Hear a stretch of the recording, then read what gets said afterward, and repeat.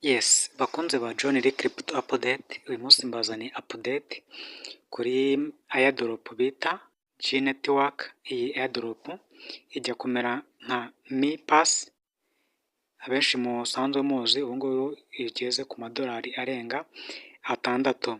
Iyi G Network rero yo ije iri ku madolari 3 arengaho ibice bike, ariko ndizera ko nayo izabasha kugenda neza nk'uko Mi Pass nayo yagenze. Uyu munsi ngiye kukwereka uko wakiyandikisha ndetse n'uko wakora KYC. Kurikira video witonze. Nukanda kuri link urahita ikugeza kuri dashboard. Nimara kukugeza kuri dashboard, icyo uri gukora urabona ko harimo uburyo bwo gushyiramo email na password ndetse referral code nayo iriho. Icyo uri bukore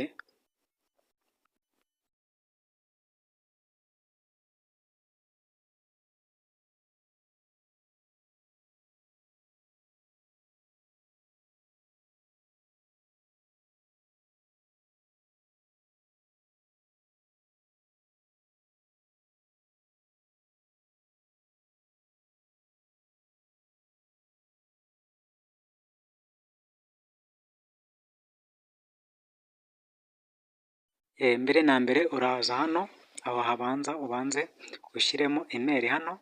Numara gushyira email ukore na password. Noneho ukimara gukora password uraza wemeze kano kantu, ukandeho akadomo gahinduka icyatsi. Noneho numara kubikora, icyo ukora rero uza hano ukande kuri get code. Get code ni aha ngaha, urahakanda kugira ngo bohereze code kuri email, ubundi uverifying account yawe. Reka tuhakande. Ukimara kuhakanda barahita bakugeza hano kuri iyi verification. Urascrollinga ako kantu k'icyatsi ukajyana iburyo gutyo ku buryo uri bubone gahuye n'iriya shusho hariya hejuru.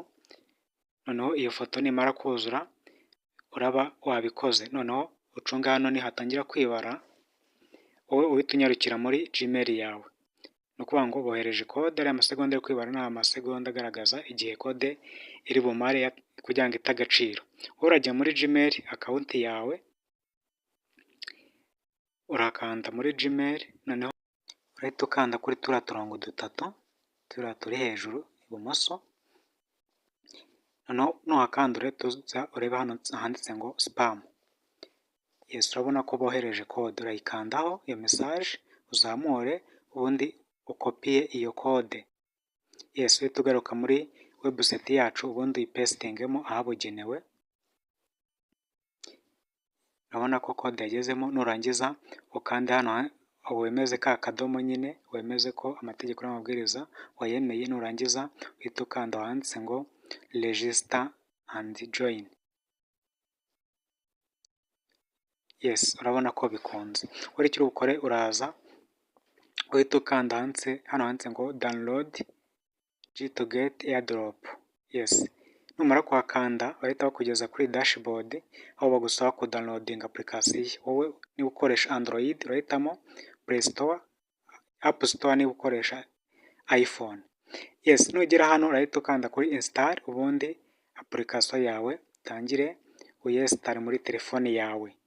Nimara kujya muri telefone wakanda kuri open kugira ngo ukore login. Urakanda hano kuri start, hano ushyiremo email. Yes, hano ushyiremo email. Numara gushyiramo email urahita ukanda hano kuri next kugira ngo ushyiremo password aho ngaho. Numara kuyishyiramo ukande login. Barahita bakuzana ya verification code kugira ngo wongere uyikore. Ni ukuvuga ngo kari agafoto kaba kagomba kuzura neza hose agasa nk'uko ifoto isa.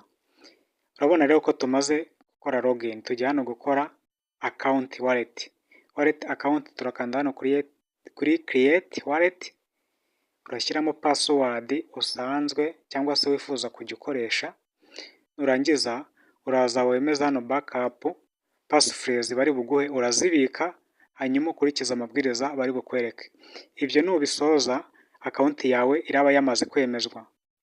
Ni ukuvuga ngo nimara kwemezwa, wowe icyo uri usigaje ni ugukora KYC. Nk'uko dukora n'izindi wallet niko n'iyi ikorwa. Passphrase urazibika hanyuma ukagenda uhitamo iyo bari kukubaza. Yes, nusoza uhita ushyiramo hano izina rya wallet yawe ubundi ukande kuri done. Nukanda kuri done bahita bakwereka ko byakunze, kano urakemeza kugira ngo wikomereze, uhita ukanda kuri kariya gakubo ko hejuru. Yes, none ubu tugiye gukora KYC. KYC rero uhita ukanda hano kuri check in.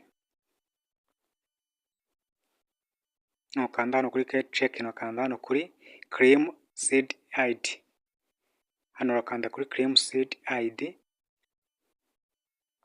Noneho aho bigusaba gushyiramo amazina, urabona ko hano ni Nigeria ariko wowe urashyiramo Rwanda.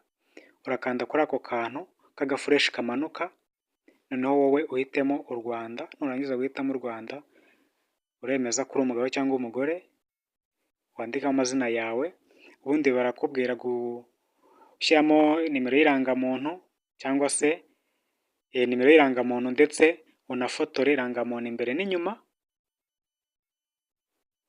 Noneho numara gufotora irangamuntu imbere n'inyuma, nurangiza ukore face verification. Nuyisoza account yawe iraba yakunze. Yes, urabona rero hano nari namaze kuyikora, niyo mpamvu ntiriwe mbibereka, ariko ni kuriya bakora account. Ndizera ko muri bukomeze kubwa neza. Kandi niba utarakora subscribe, ushobora gukora subscribe kugira ngo ujye ubasha kubona amavideo ndetse n'izindi update ngenda nshyira kuri YouTube.